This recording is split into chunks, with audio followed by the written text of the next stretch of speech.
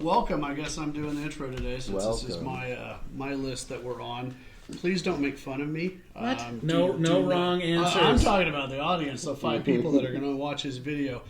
This is definitely not the greatest guitarist in the world, except maybe Eddie. But it's the the guys that when I was converting from radio pop music into the world of rock and roll that gave my ears a little heavy metal boners. I don't know what else to say it. That's what and so it's just the guys that I listen to non-stop. And right here, Eddie, I'll start at the top. He is my rock and roll idol. I just thought he was awesome. He was awesome on stage. He had that little smile. He had tons of energy. But the big old flared Zubo pants back when him the and Van Hagar era, when Sammy got in the group, and they were the ultimate party band. And everything he did Michael just seemed so Anthony. effortless, didn't it? Yeah. It's like he didn't have to work to do He was anything. having fun doing it. He always had that big... For those that don't watch reaction videos on YouTube, watch a reaction videos for people hearing Eruption for the first time. No. And they're like, wait, who? What? It's awesome. It's exactly the way every single one of us felt the first time we ever heard it. What is this? This is terrifying. It's cool seeing a new generation catch on to it and figure it out. Yeah, I'm glad you picked this one. You said 84 was your favorite Van Halen album. That was my first. Oh, okay. It's probably my favorite because it was. Tell me the bad song on this album. Yeah, you can. No? There isn't one. No. House of Pain's good. Jump is overplayed. I still like it. I don't. If it's on, I listen to it. I don't fast forward. I still feel the way I did the very first time I ever heard that song. Every time I hear it, it makes me smile. It makes me feel good. It makes me.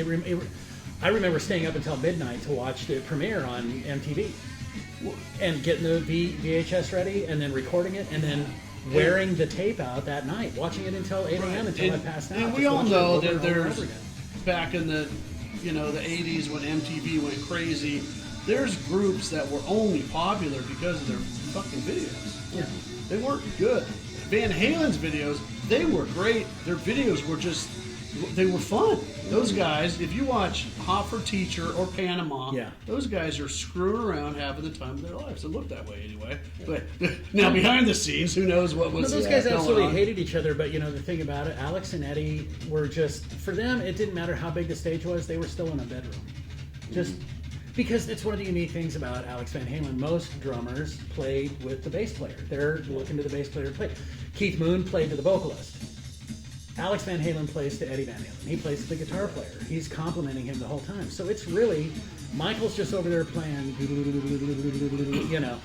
Those two are playing with But he's got his Jack Daniels bass, and he's got the highest pitched. No one's hating on Michael Anthony. Backup vocals ever in it. I don't know. I was addicted to Sammy Hagar Road Trip. I think it was on Audience Network. Great freaking show. 30 minutes of just chilling with these all-time greats, but we always had, because Michael Anthony and him still do a bunch of shit. Yeah. And so he always has him he always had him on the show, and if they're doing some kind of tribute concert or something, there's Michael Anthony, and I'm just like, this is cool. Good shit. Mikey. Who you got next there, Jeff? Next, and you gonna go right down the list? Yeah, sure. Who do you want? For me, George Lynch, and maybe I don't know. You could do Breaking the Chains. Oh, okay. So people that maybe more know their, I don't know, because when you get to like Dream Warriors and stuff off of, from Freddy Krueger 3, I think it was, or Nightmare on Elm Street. Nightmare on Elm Street. So it's just, I don't know, George Lynch, every time Dokken was one of the first groups that I got into. I had to go back and listen to Breaking the Chains. First album I had was Tooth and Nail, which was great. But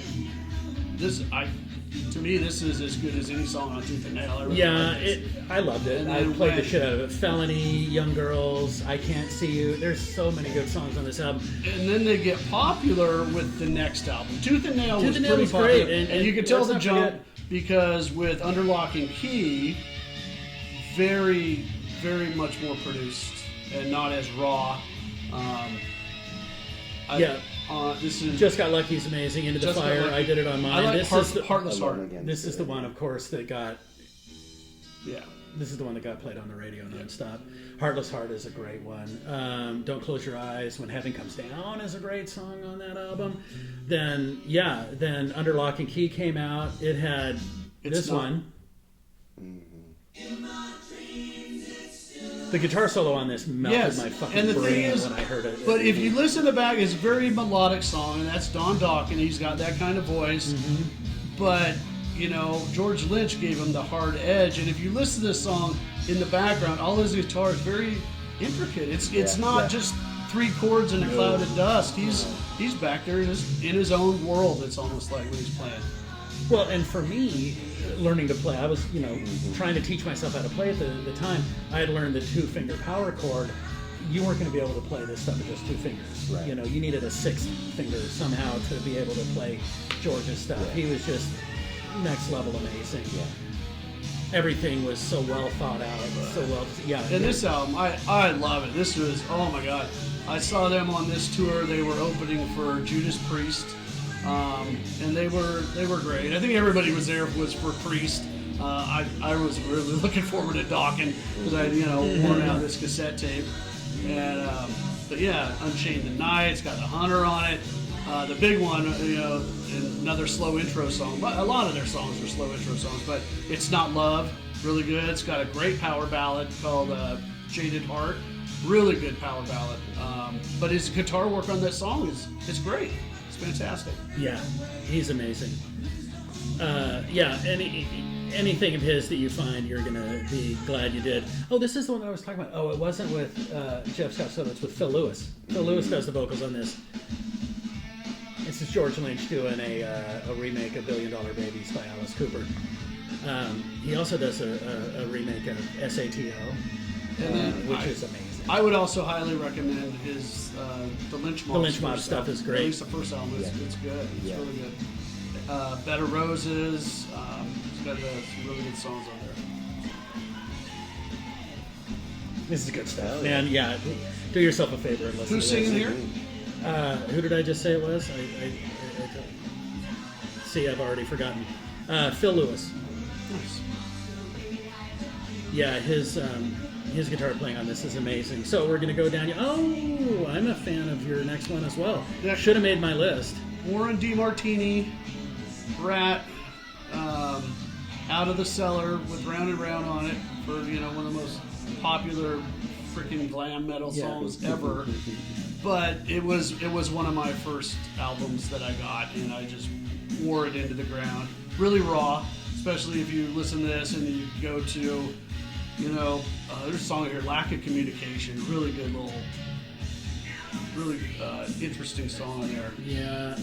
Yeah, this album was huge at the time, wasn't it? Gigantic. Well, I think their manager or producer, his uncle was Milton Berle. Anybody that's old like me knows who Milton Berle is, and they got Milton Berle to be in the fucking video for Round and Round. And He was also in the Back for More video. He rides up on the motorcycle Yeah. and takes his helmet and off. originally they were going to be called Mickey Rat, Yeah. and then they didn't want any shit from Disney, so they just shortened it to Rat with 2 T's. And little Back for More, good stuff. Look at you with dropping some knowledge bombs on us. Thank you. Yeah, we waited. Not a long, many. We that album came out in '84. We had to wait a year. It seemed to me like we had to wait about 5 Let's just years lay it for down for off the Invasion next album to Privacy. come out. But this Shit. Yep. and Warren doing a little drop D on here. This is love his tone, love his feel. Now Robin Crosby, he got the girls. He was the big, blonde, good-looking guitar player. Warren is awesome. Yeah, he was a man. I mean, he was just great. Let's see. Yeah, bands.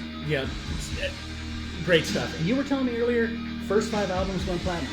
Yes, Holy yes. I shit. was telling I was watching a thing on Rad the other day, and the host came out and said, this group doesn't get enough love. He's all their first 5 albums went platinum. He's all that's Out of the Cellar, Invasion of Your Privacy, Dancing Undercover, Reach for the Sky, and then Detonator. Detonator Came out in 1990. Detonator's and then, got some fun stuff on it. It's got Shame, Shame, Shame about some cheat a woman. See, that's good. Yeah, he's fired. I'm going to go ahead and cue up the next band. You can we can enjoy listening to Warren DeMartini for a while. He is fucking incredible. Amazing. He is. He's just. Sorry if I upset some of your virgin ears And out there. it was cool. He was back in the '80s. If you were like a Iron Maiden fan or something, if they saw me with my Rat T-shirt on, they'd laugh. They'd laugh and. Good music. So good music. rap wasn't taken like I don't know for the real metalheads is real serious, but that being said, if you read articles about other guitar players and other bands in that age, they always talked about Warren. Now listen, I was as serious a metalhead as you could possibly be back in those days. We all loved Warren DeMartini. Yeah. He was amazing. No one's saying anything Yeah, bad highly about Warren respected, DeMartini. even amongst his peers, like at that time. Yeah. So here's go ahead and you can go ahead and do an intro. Do you have a song you want to pick out for this next guy on your list? I would go back farther, but for most people, I would just put on Thunderstruck. Oh, okay. I'm trying to remember. That was on Razor's Edge, I think. Yeah. All right. Angus Young. Because everybody knows this. No, yeah, if you've been to a sporting event in the last 25 years, they're going to play this there. Yeah. And you still got, I still get goosebumps. It's great. It's great. I was thinking about future episodes, and we should do some on guitar duos. Yeah. And I was thinking, do Malcolm and Angus count as a duo? I don't think so. I think they were two bodies that shared the same brain. I really do. I think that Malcolm only played rhythm. Angus played rhythm and lead. But they were brothers, They grew up sharing a bedroom, playing this music together. There was nothing that they did separate from each other. Malcolm never did a solo album, played on anybody else's albums. Angus never played on anybody else's albums. They just play AC/DC. So when you say, Young, it's not Angus or Malcolm. It's Young. They're to me they're just one person. Yeah, and I mean the early AC/DC is great. I like 74 Jailbreak. That's good shit. With I think Bon Scott was a singer there. But Back in Black is what I would consider a perfect album. It's fantastic. Yeah. I know a lot of people rip on it. I like Flick of the Switch. Ooh. Oh. No, not Back in Black. Flick of the Switch. Yeah. And then, but Razor's Edge was great. I like Fly on the Wall. Nobody seems to like that. I thought Fly on the Wall was great. Yeah.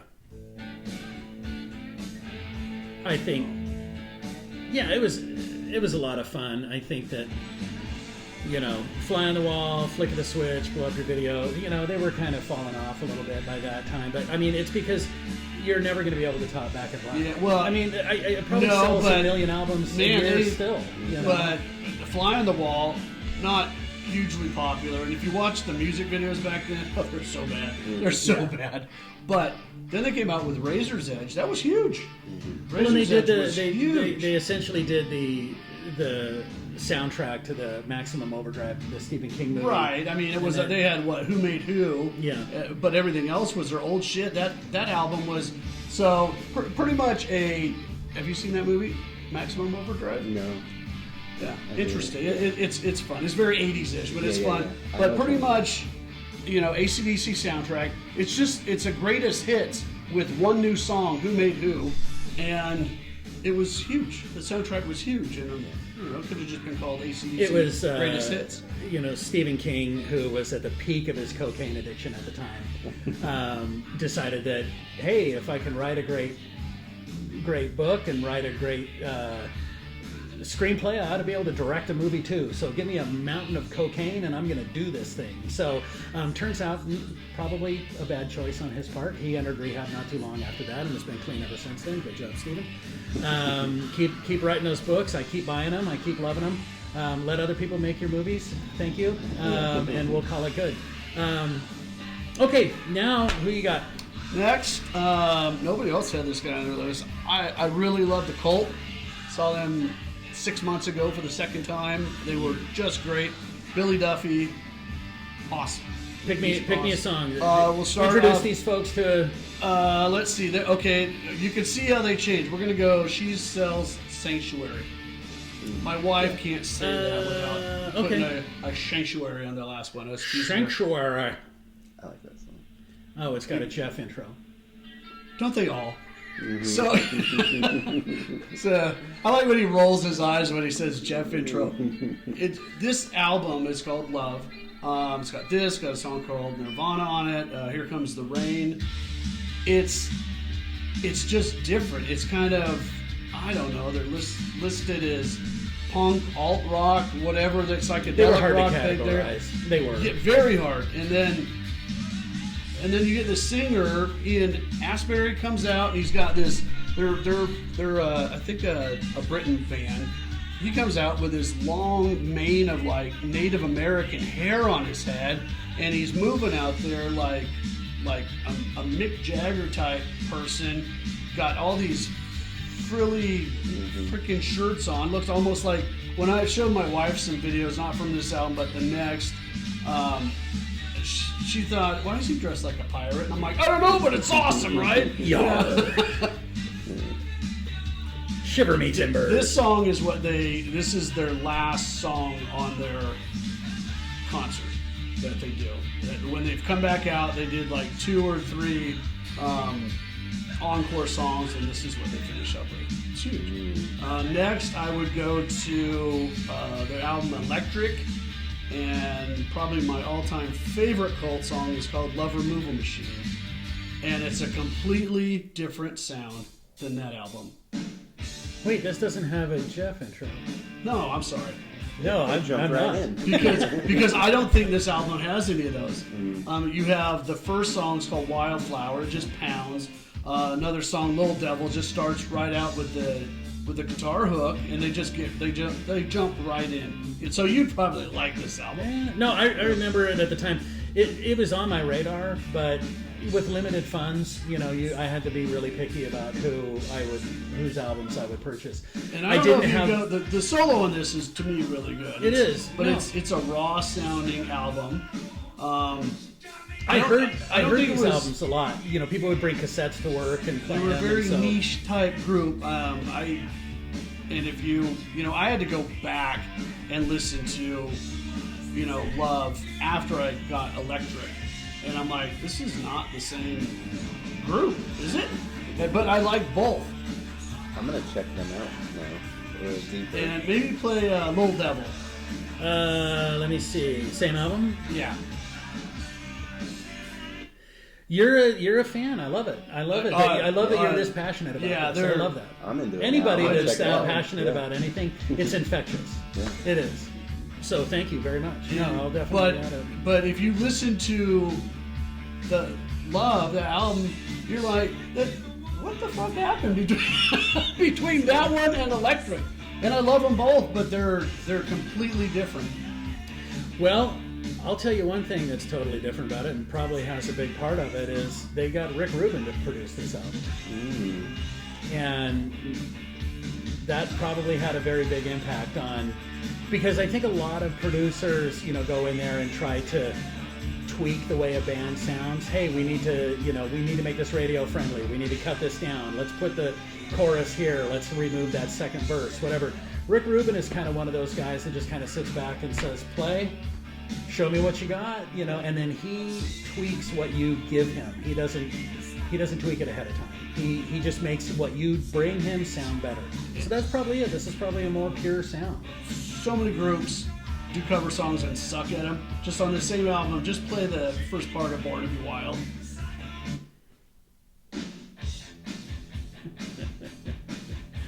It just smacks you in the face. Yeah. They didn't try to sugarcoat this. They're like, we're going to put our spin on it. That's great. All right, Jeff. And then the album that really got them popular, if you could call the cult popular, you should play Firewoman on Sonic Temple. We've spent enough time on the cult. I just want to play Firewoman. That's all I want. All right. And then I'll throw the rest of my list away. No. Yeah, everybody knows this song, I'm sure. I'm going to go deeper on the cult now. Thank you. Yeah. I love that. I'm gonna check them out. Well, it's obvious that you do. And like I said, anybody that's that passionate about anything, it's infectious. So that's good.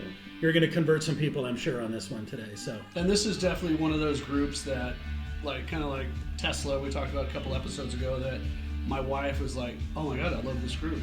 I'm like, I know, right? Yeah. Because she doesn't always like the shit I like. But she enjoyed the concert, and she'll listen to them on her own. Pick a song you want me to play. I would say the title track from that album. Listen, but even So Tired, Rock and Roll Rebel, You're No Different. Rock and Roll Rebel's so good. Rock and Roll Rebel's a great song. And then we had to wait 3 years for Ultimate Sin to come out. Right. And it didn't disappoint.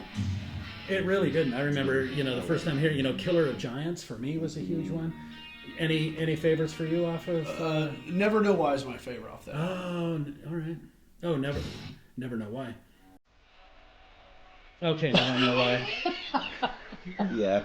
It's okay, but what he does with the guitar is so different on this. Bad. It's very different. And if you watch a video of this, it's pretty cool. It's he's just kind of tapping that thing when he gets into it. It's pretty cool.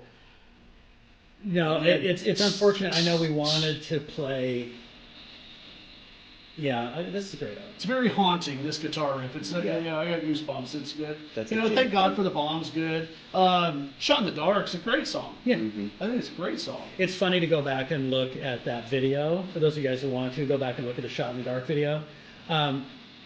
Full-on glam metal. Ozzy with the giant hairsprayed hair, the eyeliner. Oh, a lot of eyeliner. Jesus, And very... instead of you're talking about his blue jumpsuit with the wings underneath, it's very robish, kind of full, a purple shiny robe and kind of folded and tied, almost like he's gonna go do fucking glamour karate after the fucking show or something like that. Glamour. Why was that not a thing? I don't know. Glamour karate T-shirts for the group. Okay. Any favorites for you? I know you're. I like this album. Yeah.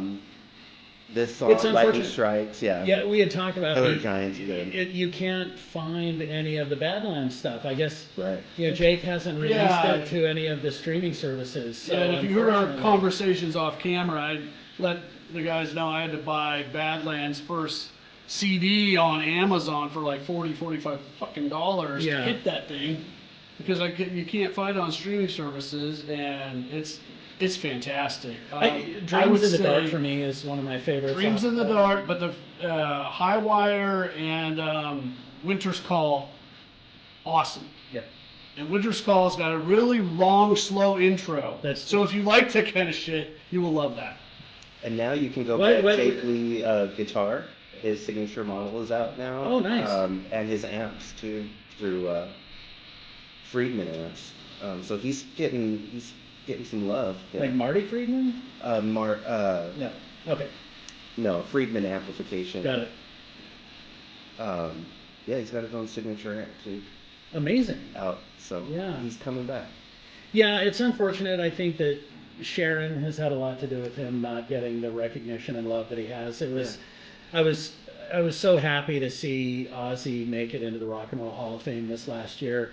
He's obviously, struggling. He's getting toward the end. Yeah. All those years of clean living, I guess, have finally decided to catch up with Ozzy. But they did the intro video, kind of thing, showed him in Black Sabbath and in his solo stuff, and they just had one quick little picture with Jakey Lee that they flashed up, and that was it, and it was like, damn it, he and they took a magic marker and crossed the shit out. Yeah, it was like, and I know, Ozzy has had the privilege of playing with so many greats, Tony and Randy and Jakey and Zach and Gus G, he amazing guitarists gravitate towards him, I guess. I wish that they would give Jake a little bit more love. Yeah. I really do. Well, I don't know. It sucks when you see, we talked about Whitesnake in the previous episode, and it's just like, David Coverdale, you've had all these all-stars in, and they keep either, usually getting booted out. What's the common denominator? Look in a fucking mirror. You're driving them away, I think it's Sharon, honestly. She, from what I understand, she kind of pushed Randy out too. They were kind of, she wasn't. Anyway, we're not ripping on Sharon. We can do a whole episode about that, but we're not going to. This isn't that kind of a show. We could do a whole series of episodes. Yeah. This is a guy who did he make? Was he on your list too? We got a duplicate here. I didn't put him on. You didn't put him on, so we got another duplicate. So when we do our master list of our shared top 10, we can skip 7 if you want, because we already covered them, and that way I'll get my list at 10. Oh, okay. If you want to. Well, just so we're going to add him to your honorable mention, and it's Kirk Hammett. Yes. I really agree with your number 11, and I'm glad you made this decision. I got to see the list ahead of time, so you're all going to be very happy with it, I think. I'm glad that you put him on there. I think he's one of those guys that needs more love. But we'll jump. Let me go ahead and pop up this guy. Now, did you want to go with what everybody knows or his solo stuff? We could go with what everybody knows. Maybe not the lead song, but maybe "It's So Easy." Oh, yes. That's what I like. There's a little Duff McKagan doing his little bass intro. Steven Adler, who coked throughout his brain, and yeah. He's a rock and roll casualty. Yes. Izzy Stradlin playing the rhythm, and Slash. Saul Hudson. Slash playing the guitar here. When Appetite came out, I told you guys off camera that reading through a Hit Parader magazine and just looking for something new, because all my cassettes I had I needed something new to listen to, and there was a group called Guns N' Roses that they're like up and comer, and I saw Appetite for Destruction, picked it up, wore it out. It was on my second cassette before they even became popular. Wow. They were, because it took, Welcome to the Jungle came out, and it was kind of, Axl had his hair all teased and that and whatever, but it wasn't until Sweet Child of Mine came on that, oh my God, they went to stratosphere level. Yeah. So, and I just thought, I thought the album was so great because every song was different. In so many groups, you pick up their first album and you're like, well, shit, they just got the same music with different lyrics, and it just, that we talked about cotton candy rock. Just, okay, it is what it is. Some of the shit's kind of catchy, but it's not great. This album, every song is different, and it was kind of raunchy. No keyboards in it. They're just jamming. Talk a lot about, sex on their, and like Anything Goes. Great song, good stuff. It's raw in your face. Definitely a group that this has a Jeff intro, so forgive me. For me, this is one of my favorites. This is Anastasia by Slash featuring Miles Kennedy and the Conspirators. I love his little intro that he does here, even though it is a slow intro. Are you familiar with this one? No, I'm not. Oh, but wow. Slash, I don't know. He's got presence on stage. He's got the look. He just seemed like he's content. Axl, all the fucking drama, all the shit. Slash looks like he'd just be fine with his guitar and a joint, right? He's just chilling. He just wants to play. That's the impression I got. I'll let those of you who haven't heard this just bask in the glory of this for a little bit.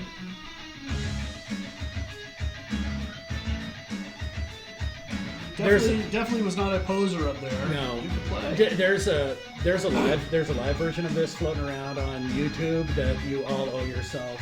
It should be a duty that you go see this video because it just absolutely fucking blazes. Yeah, Slash is amazing. I mean, I didn't put him up there, as for guitar players for a lot of years. He definitely belongs up there now. Absolutely, he does. He's unique sounding. He's an amazingly talented guitar player. Yeah. Definitely belonged on the list. Well, and there are so many guys that are like, oh my god, they're so talented, but they're doing their own shit. And if they're doing instrumentals with no vocals, it's very few people that are really getting into that. Yeah. Okay. But with Slash, I mean, he's a rock star. He might not be musically in the same place as some of the other guys are, but I think he's a rock star. No, he definitely belongs up there. He's absolutely amazing, and I think maybe one of he had the amazing advantage of having the Appetite for Destruction being such a massively huge album that it gave him enough money that he could do whatever the hell he wanted to for the rest of his life. Once he got cleaned up off of the drugs and everything, then he, they did the two, Use Your Illusion 1 and 2, and then they just kind of faded off into the, Axl combined the right combination of drugs to make his career disappear. And so Slash went off and did his own thing, and good for him. It's amazing. But he seems like a rock star that's approachable, I guess, is what he doesn't seem like the egomaniac. I could be totally wrong. Yeah. But I'm curious, what did you guys think of Use Your Illusion 1 and 2? I love those. When they very first came out, this was the dilemma, and I'm sorry if I'm taking up too much of your show. No, I asked. At the time, I loved November Rain. It was amazing. Of course I bought them when they came out. They came out a few months apart, or 6 months apart, or something like that, if I remember right. But then that was the same time that I think Rust in Peace came out by Megadeth, and I was just like, I'm going this way, guys. I'm sorry, I am heading down this path. And so I think with those albums, or Countdown to Extinction, I think came out. They at that did time, these and I was like, these two giant albums, and I liked about every other song. So in my opinion, you could have chopped that up and made a perfect album, because with all the, I don't even want to say filler songs, but with the filler songs, now you're not even comparing to Appetite, because it's so much better because it didn't have any filler. So that's my opinion. I liked Civil War. I thought it was a really good song. I liked their version of Live and Let Die. I thought it was awesome. What was the Heaven? Knocking on Heaven's Door was good as well. No, there were a lot of really good stuff. I agree with your analogy there. That would have been one perfect album if they would have got rid of the bullshit. I mean, Step in the Ring. Quality over quantity, right? Mm-hmm. But I don't know. I agree with you. He belongs on a list of he definitely should have been on my honorable mentions. I put him on there because I was so into Appetite for Destruction. I absolutely loved it. I was trying to remember. We talked about these guys a couple episodes ago. You got them on your list. You this is Tesla. Yeah. And you're going with Frank Hannon on this one. You got a song you want us to play? I would play Coming at You Live off their very first album, because instantly you just picture, as a, oh shit, how old was I? This is 17 maybe. Yeah. We were. So when this came you out. put this on, and all of a sudden you're visualizing these guys on stage having a guitar battle. Yeah. And it's just listening, and you're like, oh my god. Mm-hmm. Yeah, we did a whole episode on these guys. I mean, there's a lot of shared love for the band and for Frank Hannon. I think he's amazing. Doesn't get enough love. He's amazing. Love him. Now this Right here. See right there. It's just I'm going to show off a little bit here to close it out. Then the drums are going to kick in, and we're going to start our album. Or do you want to go even? You know what? I would go Iron Maiden. Okay. Which one? I'll go with this one. Oh wait, no, we talked about this earlier. I know this is a favorite of yours. Oh yeah. Oh damn it! It's got a Jeff intro. I forgot. All right. It's So we're talking Def Leppard now. Which one? You going Phil? Or are you going with? Yep, I listed them all. I would say Phil, but looking back, so you wouldn't know this, but these guys know my first hard rock album that I ever listened to was Pyromania. Good choice. And it wasn't by my choice. I was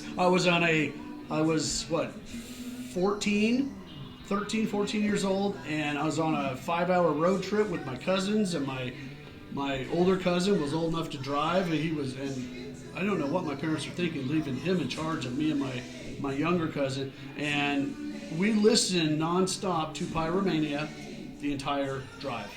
And so by the time I got there, I'm like, what is this magic? And I was hooked. Absolutely hooked. And, I mean, you can't listen to an album for 6 hours straight, 5 hours straight without, either loving it or hating it. And I loved it. And that started my, the next thing I know, I'm like, what else can I listen to? And, yeah.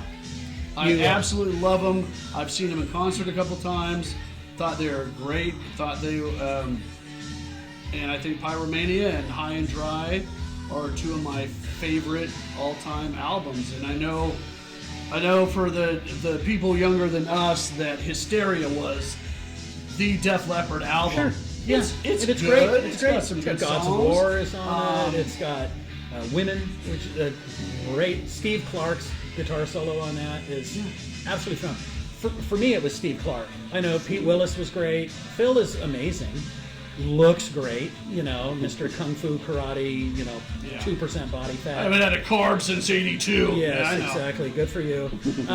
And Vivian Campbell, his stuff that amazing. But for me, it's Steve.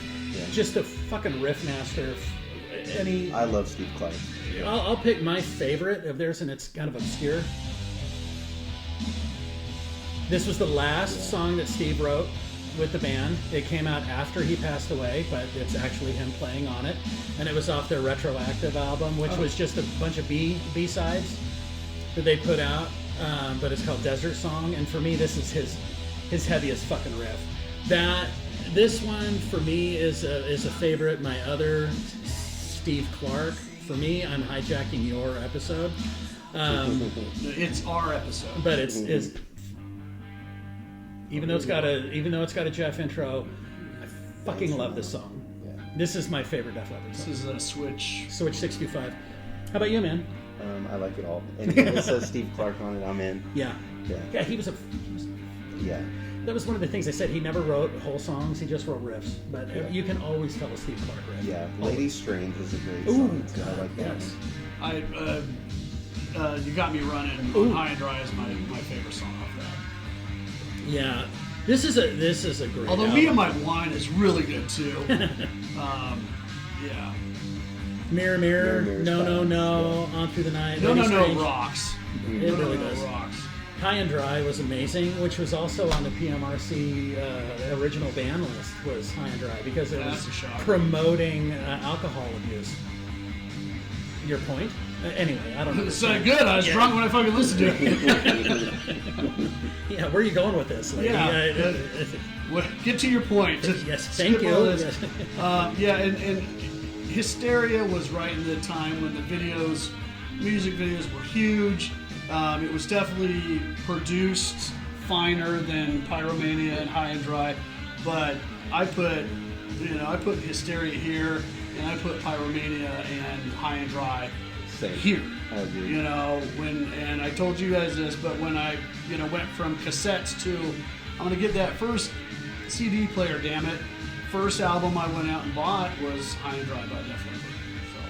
So good choice.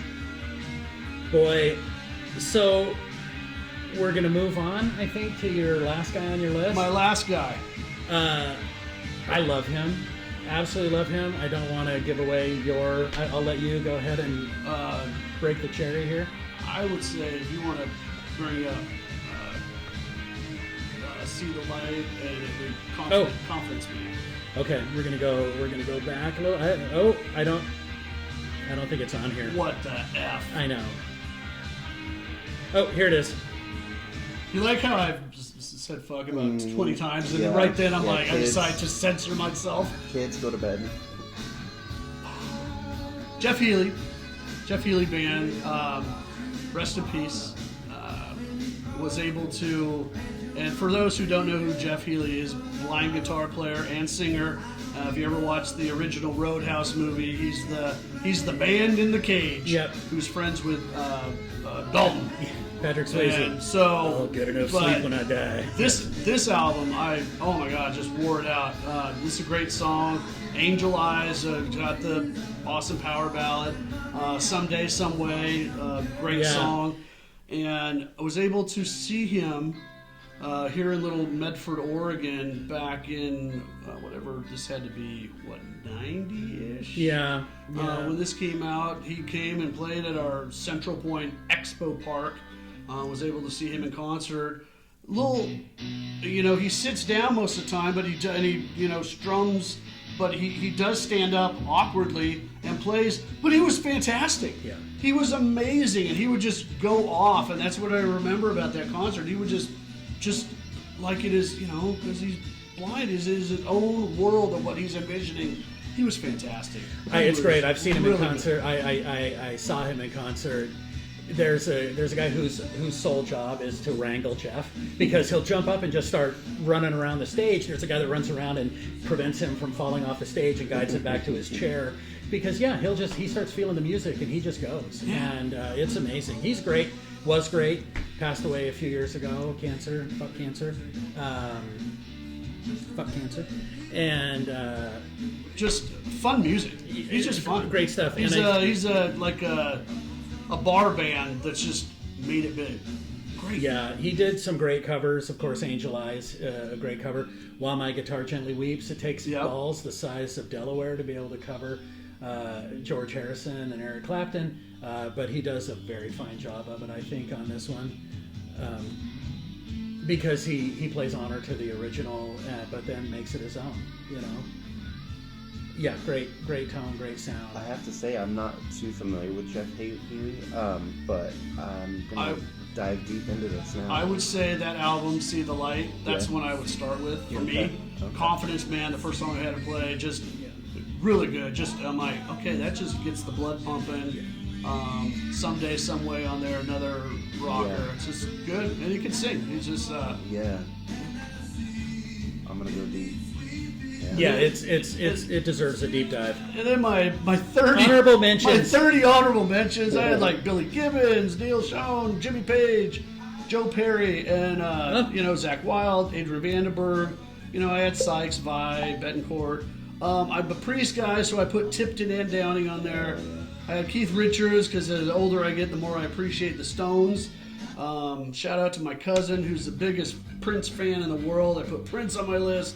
Brian May, Chris DeGarmo from Queensryche, and my two guys that I told you I'd make fun of me. I was a huge Motley Crue guy. I just think Mick Mars gets no love at all, so I wanted to give Mick a little bit of love.